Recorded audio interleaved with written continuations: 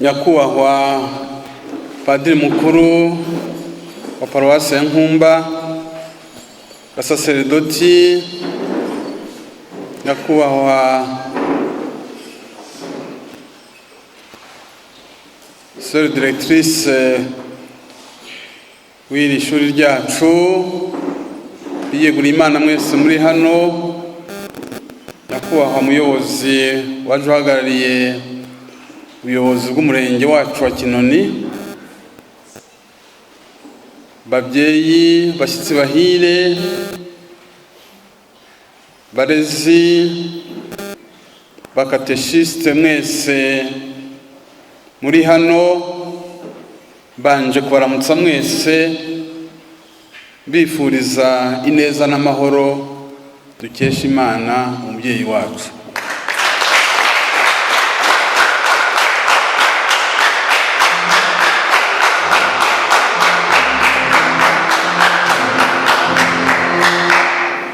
Uyu ni umunsi w'ibyishimo muri urugo rwacu, aho dusoza ku mugaragaro uyu mwaka w'amashuri 2025-2026. Uyu mwaka w'amashuri wagenze neza tubikesha Imana. Ndagira ngo mbasabe dushimire Imana yabanye natwe muri mwaka w'amashuri, ikaduherekeza muri byose, none tukaba tushoje neza mu byishimo.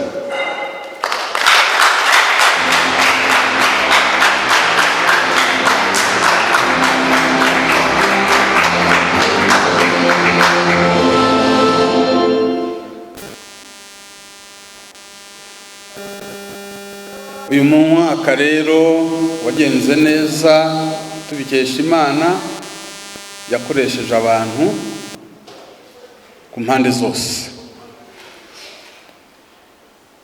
Ndashimira mu izina rya diyoseze yacu ya Ruhengeri umuyobozi n'abafatanyije, nshimira n'abakateshiste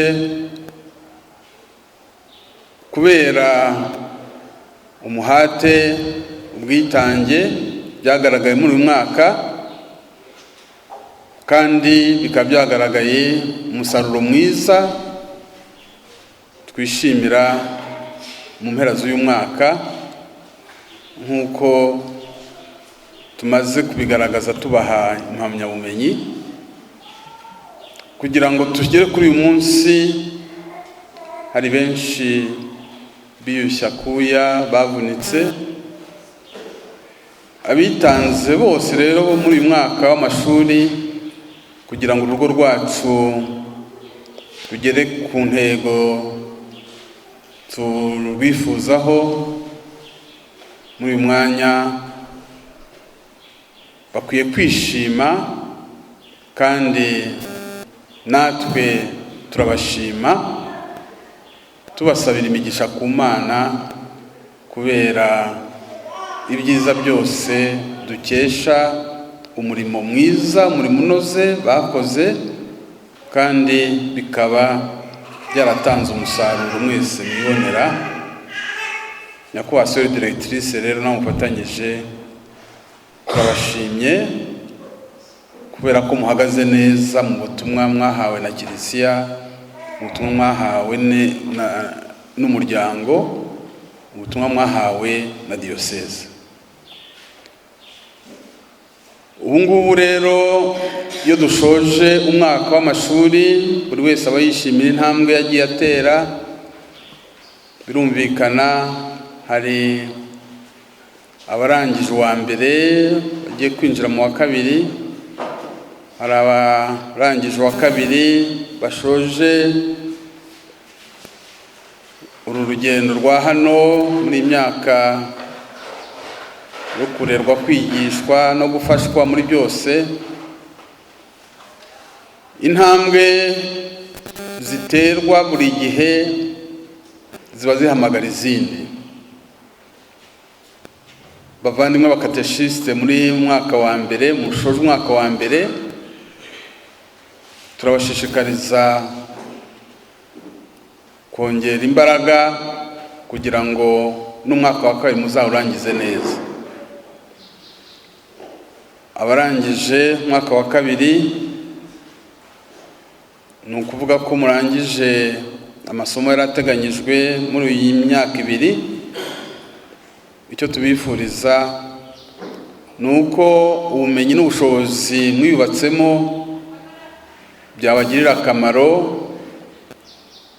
kagira akamaro Kiliziya, mugakomeza kugira uruhare mu butumwa bwa Kiliziya, dore ko nk'uko mubibona umukateshiste muri iki gihe arakenewe cyane. Umukateshiste ukuboko kw'iburyo k'umusaserdoti mu butumwa, umukateshiste ufasha abantu kumenya Yesu no kumukurikira bitari mu magambo gusa, ahubwo no mu buzima, mukagira n'umwihariko yuko muri gusoza ubutumwa bwa Kiliziya muri abarayiki, kandi tuzi umwanya umurayiki afite muri iyi Kiliziya, tuzi umwanya Papa Francisco yifuje ko umukateshiste yahabwa muri Kiliziya.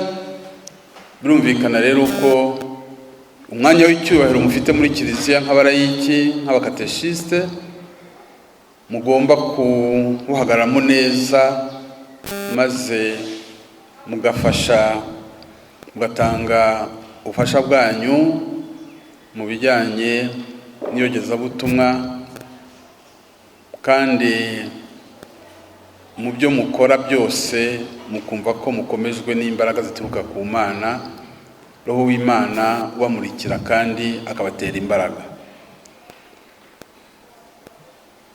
Mu mwanya Sœur Directrice yavugaga ko dufite ubushobozi bwo kwakira abarenze abo dufite. Ndagira ngo babwire rwose ko mu rwego rw'inama y'Abepiskopi Gatolika mu Rwanda ndetse no mu ihuriro ry'inama z'Abepiskopi b'u Rwanda n'u Burundi, twabonye hari gahunda dukwiye gushyira imbere yo kugira ngo duhe imbaraga ishuri nk'iri ngiri. Nk'uko mubizi ni rimwe mu Rwanda. Ubu rero twabonye neza ko mu rwego rwa universite